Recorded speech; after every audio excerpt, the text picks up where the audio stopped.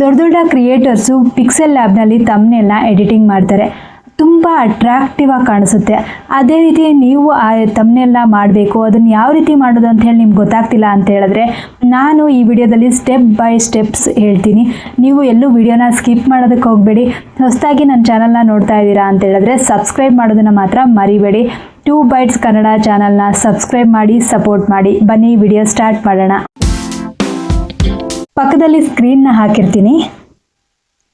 First ಪ್ಲೇಸ್ಟೋರ್ನಲ್ಲಿ ಹೋಗಿ ಪ್ಲೇಸ್ಟೋರ್ನಲ್ಲಿ ಪಿಕ್ಸೆಲ್ ಲ್ಯಾಬ್ ಅಂತೇಳಿ ಟೈಪ್ ಮಾಡಿ. PIXLLAB ಪಿಕ್ಸೆಲ್ ಲ್ಯಾಬ್ ಅಂತೇಳಿ ಟೈಪ್ ಮಾಡಿ ಅದನ್ನ ಡೌನ್ಲೋಡ್ ಮಾಡ್ಕೊಂಡು ಆದಮೇಲೆ ಓಪನ್ ಮಾಡಿ. ಫಸ್ಟು ಮೇನ್ ಮಾಡಬೇಕಾಗಿರುವಂಥ ಕೆಲಸ ಇಮೇಜ್ ಸೈಜ್ನ ಸೆಲೆಕ್ಟ್ ಮಾಡ್ಕೊಳ್ಳೋದು.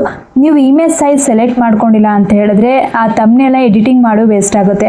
ಫಸ್ಟು ಇಮೇಜ್ ಸೈಜ್ನ ಸೆಲೆಕ್ಟ್ ಮಾಡ್ಕೊಳ್ಳೋದಕ್ಕೆ ಇಲ್ಲಿ 3 ಡಾಟ್ಸ್ ಕಾಣಿಸ್ತಾ ಇದೆಯಲ್ಲ, ಅದ್ರ ಮೇಲೆ ಕ್ಲಿಕ್ ಮಾಡಿ ಇಮೇಜ್ ಸೈಜ್ನ ಸೆಲೆಕ್ಟ್ ಮಾಡ್ಕೊಳ್ಳಿ.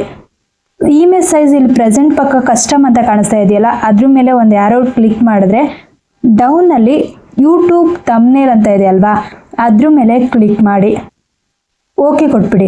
ಇಲ್ಲಿ ನ್ಯೂ ಟೆಕ್ಸ್ಟ್ ಅಂತೇಳಿ ಬರ್ತಾ ಇದೆಯಲ್ಲ, ಅದು ಇಲ್ಲಿ ಡಿಲೀಟ್ ಆಪ್ಷನ್ ಇದೆ. ಆ ಡಿಲೀಟ್ ಆಪ್ಷನ್ನಲ್ಲಿ ಡಿಲೀಟ್ ಮಾಡಿ, ಫಸ್ಟು ಡಿಲೀಟ್ ಮಾಡಿಬಿಡಿ. ಆಮೇಲೆ ಮೇಲ್ಗಡೆ ಒಂದು ಪ್ಲಸ್ ಐಕನ್ ಕಾಣಿಸ್ತಾ ಇದೆಯಲ್ಲ, ಆ ಪ್ಲಸ್ ಐಕನ್ ಮೇಲೆ ಕ್ಲಿಕ್ ಮಾಡಿ ಫ್ರಮ್ ಗ್ಯಾಲರಿ. ಫಸ್ಟು ಮೇನ್ ಆಗಿ ನೀವು ತಗೊಳ್ಬೇಕಾಗಿರೋದು ಒಂದು ಪ್ಲೇನ್ ಆಗಿರುವಂತಹ ಬ್ಯಾಕ್ಗ್ರೌಂಡ್. ಪ್ಲೇನ್ ಆಗಿರುವಂತಹ ಬ್ಯಾಕ್ಗ್ರೌಂಡ್ನ ತಗೊಂಡು 16.9 ಅದು ತಮ್ನೇಲು, ಯೂಟ್ಯೂಬ್ ತಮ್ನೇಲ್ಗೆ 16.9 ಇರಬೇಕು. ಅದ್ರ ಮೇಲೆ ಕ್ಲಿಕ್ ಮಾಡಿ.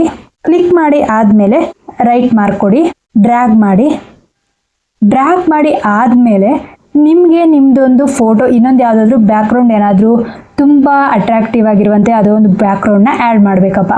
ಆ ರೀತಿ ಬ್ಯಾಕ್ಗ್ರೌಂಡ್ನ ಆ್ಯಡ್ ಮಾಡಬೇಕು ಅಂತ ಹೇಳಿದ್ರೆ ಮತ್ತೆ ಗ್ಯಾಲರಿಗೆ ಹೋಗಿ ಗ್ಯಾಲರಿನಲ್ಲಿ ನಿಮ್ಗೆ ಯಾವ್ದು ಬ್ಯಾಕ್ಗ್ರೌಂಡ್ ಬೇಕೋ ಆ ಬ್ಯಾಕ್ಗ್ರೌಂಡ್ನ ಸೆಲೆಕ್ಟ್ ಮಾಡ್ಕೊಳ್ಳಿ.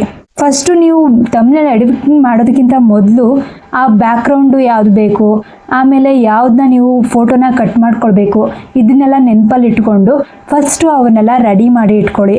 ಆಮೇಲೆ ಎಡಿಟಿಂಗ್ ಮಾಡೋದಕ್ಕೆ ಸ್ಟಾರ್ಟ್ ಮಾಡಿ. ನಾನು ಬ್ಯಾಕ್ಗ್ರೌಂಡ್ನ ಒಂದು ಸೆಲೆಕ್ಟ್ ಮಾಡ್ಕೊಳ್ತಾ ಇದ್ದೀನಿ, ಮತ್ತೆ 16.9ಗೆ ಹೋಗ್ಬಿಟ್ಟು ರೈಟ್ ಮಾರ್ಕ್ ಕೊಡ್ತಾ ಇದ್ದೀನಿ, ಡ್ರ್ಯಾಗ್ ಮಾಡಿಕೊಂಡು. ಈಗ ನಂದೊಂದು ಫೋಟೋ ಬೇಕು. ಆ ಫೋಟೋ ಯಾವ ರೀತಿ ಇರಬೇಕು ಅಂತ ಹೇಳಿದ್ರೆ ಕಟ್ ಮಾಡಿರಬೇಕು. ನಾನು ಫೋಟೋ ನಿಂತ್ಕಿರೋ ಬ್ಯಾಕ್ಗ್ರೌಂಡ್ ಕಟ್ ಮಾಡಬೇಕು ಅಂತ ಹೇಳಿದ್ರೆ ನಾನು ಅದಕ್ಕೆ ಒಂದು ಐಡಿಯಾ ಕೊಡೋದು ಅಂದರೆ ಇನ್ಶಾಟ್ ಆ್ಯಪ್ ಇದೆ ಅಲ್ವಾ, ಇನ್ಶಾಟ್ ಆ್ಯಪ್ನಲ್ಲಿ ಫೋಟೋ ಅಂತ ಹೇಳಿ ಬರುತ್ತೆ. ಇನ್ಶಾಟ್ ಆ್ಯಪ್ನ ಡೌನ್ಲೋಡ್ ಮಾಡ್ಕೊಳ್ಳಿ ಪ್ಲೇಸ್ಟೋರ್ನಲ್ಲಿ. ಅಲ್ಲಿ ನೀವು ಓಪನ್ ಮಾಡಿದ ತಕ್ಷಣ ಫೋಟೋ ಅಂತ ಹೇಳಿ ತೋರಿಸುತ್ತೆ. ಫಸ್ಟು ವಿಡಿಯೋ ಆಮೇಲೆ ಫೋಟೋ ಅಂತ ಇರುತ್ತೆ.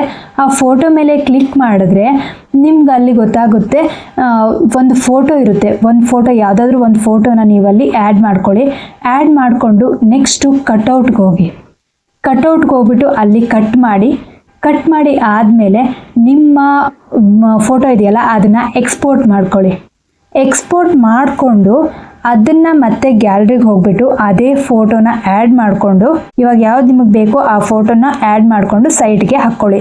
ಸೈಡ್ಗೆ ಹಾಕ್ಕೊಂಡು ಆದಮೇಲೆ ನಿಮಗೆ ಇವಾಗ ಟೆಕ್ಸ್ಟ್ ಬೇಕಾಗುತ್ತೆ. ಇದಕ್ಕೆ ಟೆಕ್ಸ್ಟು, ಸ್ಟಿಕ್ಕರ್ಸು ಏನಾದರೂ ಬೇಕಾಗುತ್ತೆ ಅಂದರೆ ಫಸ್ಟು ಟೆಕ್ಸ್ಟ್ಗೆ ಹೋಗೋಣ. ನಾನು ಜಸ್ಟ್ ತಮ್ನೇಲ್ ಅಂತ ಹೇಳಿ ಮೆನ್ಷನ್ ಮಾಡ್ತೀನಿ. ತಮ್ನೇಲ್ ಅಂತ ಮೆನ್ಷನ್ ಆದಮೇಲೆ ಈ ತಮ್ನೇಲು ಸ್ವಲ್ಪ ಡಿಫ್ರೆಂಟಾಗಿ ಕಾಣಬೇಕಲ್ಲ, ಯಾವ್ದು ಅದೇ ರೀತಿ ಇದ್ದರೆ ಅದು ಚೆನ್ನಾಗಿ ಕಾಣಿಸಲ್ಲ. ಡಿಫ್ರೆಂಟಾಗಿ ಕಾಣಿಸ್ಬೇಕು ಅಂತಂದರೆ ಫಸ್ಟು ಸೈಜು ನಿಮಗೆ ಸ್ವಲ್ಪ ಮೀಡಿಯಮ್ ಸೈಜ್ ಬೇಕು ಇಲ್ಲ ಸ್ಮಾಲ್ ಸೈಜ್ ಬೇಕು, ಆದಷ್ಟು ಬೋಲ್ಡ್ ಸೈಜ್ ಇರಲಿ, ಬೋಲ್ಡಾಗಿ ಕಾಣಿಸ್ಬೇಕಲ್ಲ, ಅದಕ್ಕೆ ಸ್ವಲ್ಪ ಬೋಲ್ಡಾಗಿ ನಾನು 123ನಲ್ಲಿ ಇಟ್ಕೊಳ್ತಾ ಇದ್ದೀನಿ. ಆಮೇಲೆ ಪ್ಯಾಡಿಂಗ್, ಅದು ಮಿಡಿಲ್ ಬೇಕೋ ಇಲ್ಲ ಅಂದರೆ ಸೈಡ್ ಬೇಕೋ ಪ್ಯಾಡಿಂಗ್ ಮಾಡ್ಬೋದು. ಅದು ನೀವು ಪ್ಯಾಡಿಂಗ್ ಮಾಡುವಾಗ ಗೊತ್ತಾಗುತ್ತೆ. ಕಲರ್ನ ಆ್ಯಡ್ ಮಾಡ್ಕೊಡಿ. ನಿಮ್ಗೆ ಯಾವ ಕಲರ್ ಬೇಕೋ ಆ ಕಲರ್ನ ಆ್ಯಡ್ ಮಾಡ್ಕೊಂಡ್ರೆ ಆಯಿತು. ಆ್ಯಡ್ ಮಾಡ್ಕೊಂಡು ಆದಮೇಲೆ ಫಾಂಟ್ನ ಚೇಂಜ್ ಮಾಡ್ಕೊಳ್ಳಿ. ಒಂದೇ ಫಾಂಟ್ನ ಎಲ್ಲದಕ್ಕೂ ಹಾಕೋದಕ್ಕೆ ಹೋಗ್ಬೇಡಿ, ಆದಷ್ಟು ಫಾಂಟ್ನೆಲ್ಲ ಚೇಂಜ್ ಮಾಡ್ಕೊಳ್ತಾ ಬನ್ನಿ. ನಾನು ಒಂದು ಫಾಂಟ್ನ ಚೇಂಜ್ ಮಾಡ್ಕೊಂಡಿದ್ದೀನಿ. ಇದು ಚೇಂಜ್ ಮಾಡಿ ಆದಮೇಲೆ ಇದು ಬೋಲ್ಡಲ್ಲಿ ಬೇಕು ಅಂತ ಹೇಳಿದ್ರೆ ಬೋಲ್ಡಲ್ಲಿ ಆ್ಯಡ್ ಮಾಡ್ಕೊಳ್ಳಿ. ಅದಕ್ಕೆ ನೀವು ಯಾವುದಾದ್ರೂ ಒಂದು ಬ್ಯಾಕ್ಗ್ರೌಂಡ್ ಬೇಕು ಅಂತ ಹೇಳಿದ್ರೆ ಆ ಬ್ಯಾಕ್ಗ್ರೌಂಡ್ ಮೇಲೆ ಕ್ಲಿಕ್ ಮಾಡಿದ್ರೆ ಡೌನಲ್ಲಿ ಚೇಂಜ್ ಮಾಡ್ಕೊಳ್ಬೋದು. ಈ ರೀತಿ ಚೇಂಜ್ ಮಾಡ್ಕೊಳ್ಬೋದು. ಇವಾಗ ನಿಮ್ಗೆ ಗೊತ್ತಾಗ್ತಾ ಇದೆಯಲ್ವ ಯಾವ ರೀತಿ ಚೇಂಜ್ ಮಾಡ್ಕೊಳ್ಳೋದು ಅಂತೇಳಿ. ಇದಾದಮೇಲೆ ಸ್ವಲ್ಪ ಇನ್ನರ್ ಶ್ಯಾಡೋ ಏನಾದರೂ ಬೇಕು ಅಂತಂದರೆ ಅಲ್ಲಿ ಇನ್ನರ್ ಶ್ಯಾಡೋ ಮೇಲೆ ಕ್ಲಿಕ್ ಮಾಡಿ ನಿಮ್ಗೆ ಯಾವ ಕಲರ್ ಬೇಕು ಇನ್ನರ್ ಶ್ಯಾಡೋಗೆ ಅಂಥೇಳಿ ಆ ಕಲರ್ನ ಆ್ಯಡ್ ಮಾಡಿ. ಇದಿಷ್ಟು ಟೆಕ್ಸ್ಟ್ ಹೆಂಗೆ ಮಾಡೋದು ಅಂಥೇಳಿ ಆಯಿತು. ಟೆಕ್ಸ್ಟ್ ಆದಮೇಲೆ ನಿಮ್ಮದು ಫೇಸು ನೀವು ಆ್ಯಡ್ ಮಾಡಿರ್ತೀರಲ್ಲ ಫೋಟೋ ಸ್ವಲ್ಪ ಬ್ರೈಟಾಗಿ ಕಾಣಿಸ್ಬೇಕು. ಆ ರೀತಿ ಕಾಣಿಸ್ಬೇಕು ಅಂತ ಹೇಳಿದ್ರೆ ಸ್ವಲ್ಪ ಬ್ರೈಟ್ನೆಸ್ನ ಜಾಸ್ತಿ ಮಾಡಿ, ಅವಾಗ ತುಂಬಾ ಚೆನ್ನಾಗಿ ಕಾಣಿಸುತ್ತೆ.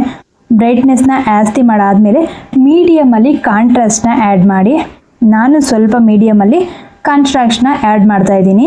ಇದೆಲ್ಲ ಆ್ಯಡ್ ಮಾಡಿ ಆದಮೇಲೆ ನಿಮಗೇನಾದರೂ ಒಂದು ವೇಳೆ ಸ್ಟಿಕ್ಕರ್ಸ್ ಎಲ್ಲ ಬೇಕಾಗುತ್ತೆ. ಸ್ಟಿಕ್ಕರ್ಸ್ ಎಲ್ಲ ಎಲ್ಲಿದ್ದಾವೆ ಅಂತ ಅನ್ನೋದಾದರೆ, ಸ್ಟಿಕ್ಕರ್ಸ್ನ ನೀವಿಲ್ಲಿ ಪ್ಲಸ್ ಐಕನ್, ನೀವು ಗ್ಯಾಲರಿಗೆ ಹೋಗಿದ್ರಲ್ಲ ಅದೇ ಪ್ಲಸ್ ಐಕನ್ ಮೇಲೆ ಕ್ಲಿಕ್ ಮಾಡಿದ್ರೆ ಅಲ್ಲಿ ಸ್ಟಿಕ್ಕರ್ಸ್, ಶೇಪ್ಸ್ ಇದೆ, ಸ್ಟಿಕ್ಕರ್ಸ್ ಇದೆ.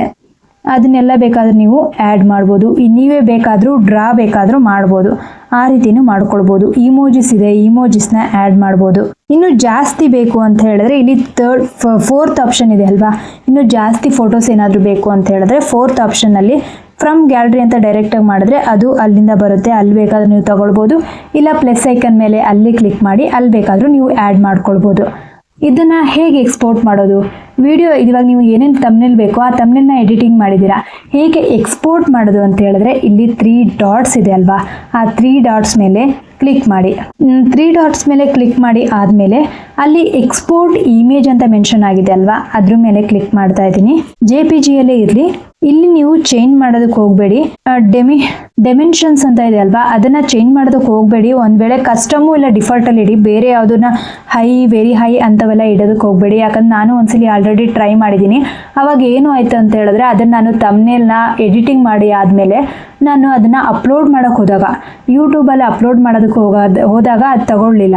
ಅದಕ್ಕೆ ಆದಷ್ಟು ಕಸ್ಟಮು ಡಿಫಾಲ್ಟಲ್ಲಿ ಇದ್ದರೆ ನಿಮ್ಗೆ ಅದು ವಿಡಿಯೋ ಅಪ್ಲೋಡ್ ಮಾಡುವಾಗ ನೀವು ತಮ್ನೇಲ್ನ ಆ್ಯಡ್ ಮಾಡ್ತೀರಲ್ವ ಅವಾಗ ತಗೊಳುತ್ತೆ. ಇಲ್ಲ ಅಂತ ಹೇಳಿದ್ರೆ ಅದು ತಗೊಳ್ಳೋದಿಲ್ಲ. ಅದಕ್ಕೆ ಆದಷ್ಟು ಅಪ್ಲೋಡ್ರಲ್ಲಿ ಡಿಫಾಲ್ಟು ಕಸ್ಟಮ್ನ ಆ್ಯಡ್ ಮಾಡಿಬಿಟ್ಟು ಸೇವ್ ಗ್ಯಾಲರಿ ಅಂತ ಹೇಳ್ಕೊಟ್ಬಿಟ್ರೆ ಆಯಿತು, ಅದು ಸೇವ್ ಆಗುತ್ತೆ. ಒಂದು ಅಡ್ವರ್ಟೈಸ್ ಬರುತ್ತೆ, ಅಡ್ವರ್ಟೈಸ್ ಆದಮೇಲೆ ಅದು ಸೇವ್ ಆಗಿರುತ್ತೆ.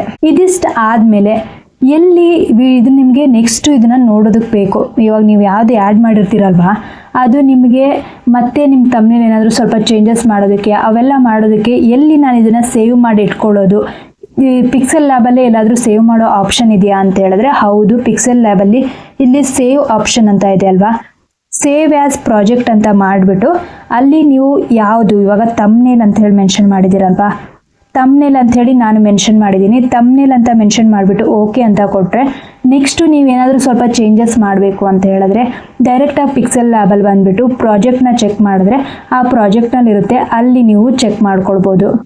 ಇದಿಷ್ಟು ಪಿಕ್ಸೆಲ್ ಲ್ಯಾಬಲ್ಲಿ ಹೇಗೆ ತಮ್ನೇಲ್ನ ಎಡಿಟಿಂಗ್ ಮಾಡೋದು ಅಂತೇಳಿ ನೀವು ಅದನ್ನು ಚೆಕ್ ಮಾಡಿ ನೀವು ಎಡಿಟಿಂಗ್ ಮಾಡ್ಕೊಳ್ಳಿ. ಒಂದು ಒಳ್ಳೆ ತಮ್ನೇಲ್, ಐ ಕ್ಯಾಚಿಂಗ್ ಆಗಿರುವಂಥ ತಮ್ನೇಲ್ನ ಆ್ಯಡ್ ಮಾಡಿ ನಿಮ್ಮ ವಿಡಿಯೋನು ವೈರಲ್ ಆಗುತ್ತೆ. ತುಂಬ ಜನ ನೋಡ್ತಾರೆ. ನೀವು ಒಂದು ಐ ಕ್ಯಾಚಿಂಗ್ ಆಗಿದ್ರೆ ಬೇಗ ಜನ ಅದನ್ನು ಅಟ್ರಾಕ್ಟಿವ್ ಆಗಿ ನೋಡ್ತಾರೆ. ಅದಕ್ಕೆ ಆದಷ್ಟು ನಿಮ್ಮ ವಿಡಿಯೋಸ್ಗಳಿಗೆ ತಮ್ನೇಲ್ನ ಆ್ಯಡ್ ಮಾಡೋದನ್ನು ಮರಿಬೇಡಿ. ಈ ವಿಡಿಯೋ ಒಂದು ವೇಳೆ ನಿಮ್ಗೆ ಇಷ್ಟ ಆಯಿತು ಅಂತ ಹೇಳಿದ್ರೆ ಲೈಕ್, ಶೇರ್ ಹಾಗೆ ಸಬ್ಸ್ಕ್ರೈಬ್ ಮಾಡೋದನ್ನು ಮರಿಬೇಡಿ. 2 ಬೈಟ್ಸ್ ಕನ್ನಡ ಚಾನಲ್ನ ಸಬ್ಸ್ಕ್ರೈಬ್ ಮಾಡಿ, ಸಪೋರ್ಟ್ ಮಾಡಿ. ನೆಕ್ಸ್ಟ್ ವಿಡಿಯೋದಲ್ಲಿ ಸಿಗೋಣ. Thanks for watching. ಬಾಯ್.